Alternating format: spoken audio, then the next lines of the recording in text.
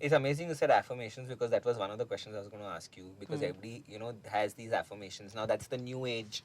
I'm not going to use the word, but yeah, it's the new age idea of what manifestation or spirituality is. Affirmations.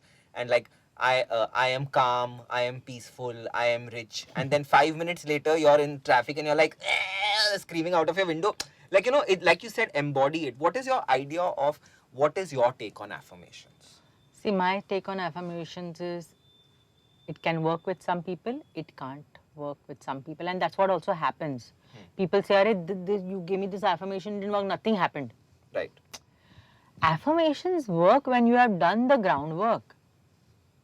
When you have done the healing work, that emotion, have you seen that emotion? Have you worked with those feelings of yours? Have you taken enough steps to heal those aspects of you, parts of you? See, there's something called triads of success. Sorry, what? Triads of success. Triads. Triads. Triads. Triads. I don't know how will you pronounce it. But what does it mean? What does it mean? One is your body language. Second is your focus. Third is the words. Are these three areas in alignment? Right. Right. What's my body language when I'm writing rich? My body language, what rich? I don't have money. I am rich. I am rich. I am rich. Where is my focus when I'm saying I am rich? I am writing. Where is my focus?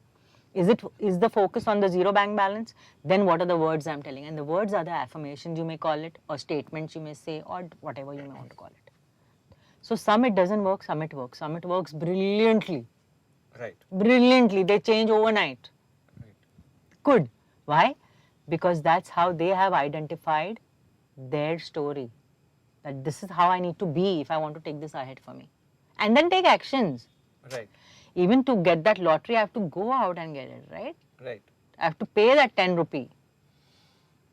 Right? Even if I have, see, this is the last 10 rupee in my hand, but I have to buy it, right? But if I'm going to buy it with, oh my God, this 10 rupee is gone, I am doomed now. What do you think? You're going to get not even that 10 rupee back.